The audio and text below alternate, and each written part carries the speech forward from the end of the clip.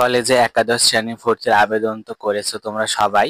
তো এখন হচ্ছে কাজ কি, দেখো যারা তোমরা ইতিমধ্যে কলেজে আবেদন করেছো, দেখো তোমাদের এখন কাজ কি। এই 5টি কাজ তোমাদের জন্য খুবই জরুরি। আমি আজকে যে 5টি কাজ দেখাবো, এই 5টি কাজ তোমরা যারা ভর্তি হয়েছো বা ভর্তি হবে বা ভাবছো যে এই কয়েকদিনের মধ্যে ভর্তি হয়ে যাব, তো তাদের জন্য এই 5টি কাজ কলেজে আবেদন করার পরে এই 5টি কাজ তোমাকে করতেই হবে। না করলে কিন্তু আসলে পরে পস্তাতেই হবে। সেটা কি দেখো, আমি তোমাদের একদম স্টেপ বাই স্টেপ একদম বলে দিব যে এই 5টি কাজ কি কি করতে হবে।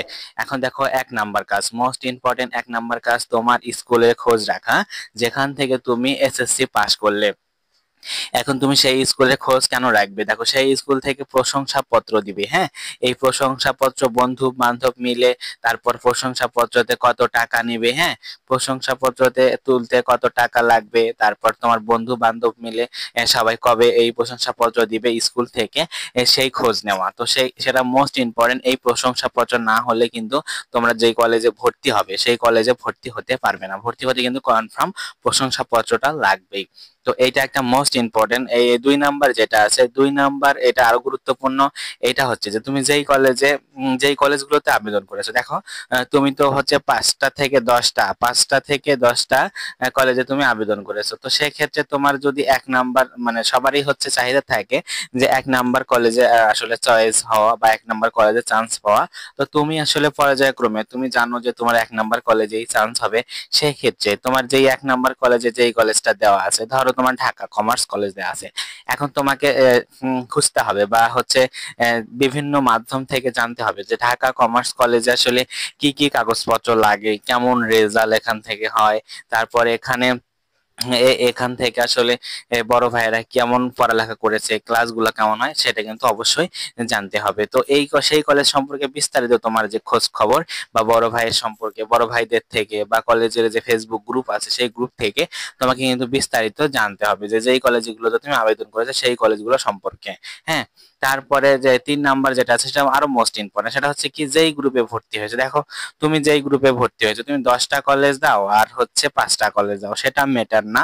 তুমি হচ্ছে যেই গ্রুপে, ধরো তুমি সায়েন্সে ভর্তি হয়েছো, তাহলে তুমি যেই সায়েন্সে ভর্তি হয়েছো, তাহলে তুমি সায়েন্সের যেই সিলেবাস কেমন, তারপর সায়েন্সের হচ্ছে তোমার ফিজিক্স কেমন পড়তে হবে, বায়োলজি কেমন করে পড়তে হবে, তারপর হচ্ছে কেমিস্ট্রি কোন কোন রাইটারের বইগুলা ভালো, এই বইগুলা সম্পর্কে তোমাকে কিন্তু ধারণা নিতে হবে।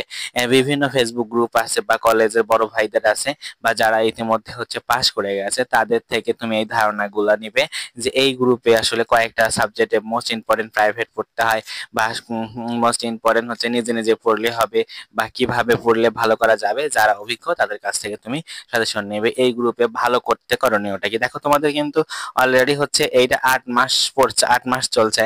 তো তোমাদের কিন্তু এমনিতেই সেশন জটে 3-4 মাস চলে গেল, 3-4 মাস চলে গেল, তোমরা দেখবে যে 1.5 বছরও সময় পাবা না, তাতে তোমাদের হচ্ছে পরীক্ষা শুরু হয়ে যাবে। সো মোস্ট ইম্পর্টেন্ট, যেই গ্রুপে ভর্তি হচ্ছে সেই গ্রুপ সম্পর্কে বিস্তারিত এবং যেই গ্রুপের বইগুলা সম্পর্কে, অর্থাৎ যেই কলেজগুলোতে ভর্তি হবে সেই কলেজগুলোতে সাধারণত কোন রাইটারের বই পড়ায়, সেই বইগুলো তোমরা পারলে এখনই সংগ্রহ করো এবং কভার পেজ সহ আশেপাশে উল্টা উল্টি করে দেখো, যেই টপিকগুলো তোমার ভালো লাগে সেই টপিকগুলো পড়া শুরু করে দাও।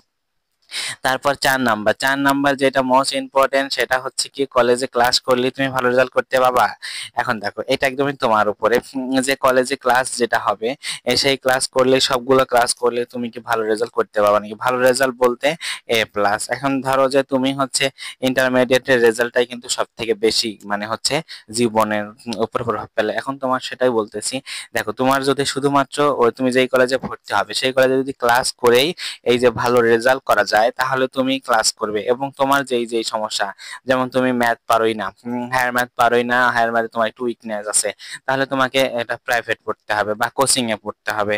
তাহলে কোন কোচিং গুলা ভালো, তোমার এলাকাতে কোন কোচিং গুলা ভালো, বা তুমি যেই এলাকাতে থাকো সেই এলাকাতে কোন কোচিং গুলা ভালো, কোন প্রাইভেট টিচার গুলা ভালো, সেটা তোমরা হচ্ছে সিনিয়রদের কাছ থেকে শুনবে। শুনে তারপর হচ্ছে এই এই প্রাইভেট বা কোচিং গুলোতে ভর্তি হবে। এবং তোমাদের অনলাইনেও তোমরা যদি পড়তে চাও তাহলে দেখতে পাবে যে আমিও হচ্ছে এখান থেকে বায়োলজি পড়াবো, বায়োলজি ম্যাথ পড়াবো। তবে আমার এখান থেকেও তোমরা অনেক হচ্ছে হেল্প পাবে। তো সেক্ষেত্রে দেখো, এই যে তোমাদের বলি, তোমাদের যদি শুধুমাত্র ক্লাস করেই ভালো রেজাল্ট করা সম্ভব হয়, যেই কলেজগুলোতে ভর্তি হবে, তাহলে সেই কলেজগুলো সম্পর্কে একটু ধারণা নাও। এবং যদি ক্লাস করে হয় তাহলে ক্লাস করে, এবং ক্লাস করে না হলে কোথায় পড়বে, কোথায় কোন টিউশনিটা ভালো হবে বা কোথায় কোন কোচিংটা ভালো হবে সেই সম্পর্কে খোঁজ লাগাও। এখনই সেটা সময়।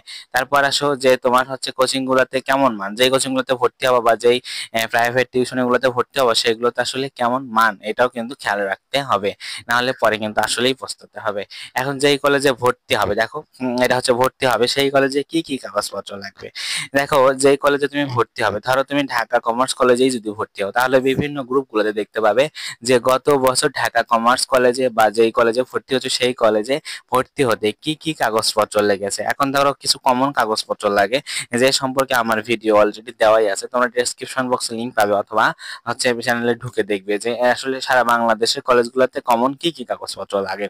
তো সেক্ষেত্রে দেখো তুমি যেই কলেজে ভর্তি হবে, সেই কলেজে সেই কলেজে আসলে ভর্তির ফর্ম সহ কি কি কাগজপত্র লাগে, এবং সরকারি কলেজে তারপর কত টাকা লাগবে, বেসরকারি কলেজে কত টাকা লাগবে, সেই সংক্রান্ত কিন্তু ভিডিও দেওয়া আছে, তোমার সেটা দেখে নিতে পারবে।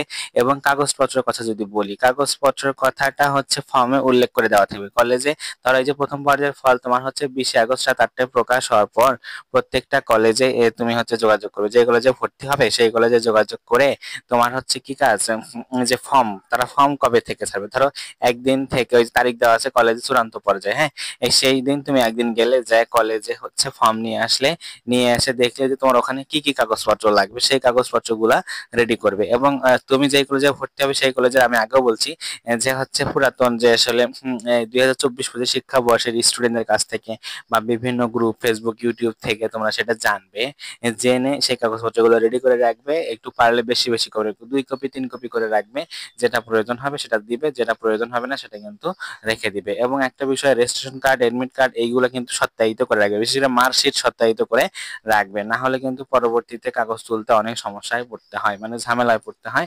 তো এই বিষয়গুলো আপাতত সবকিছু ঠিকঠাক করে রাখো।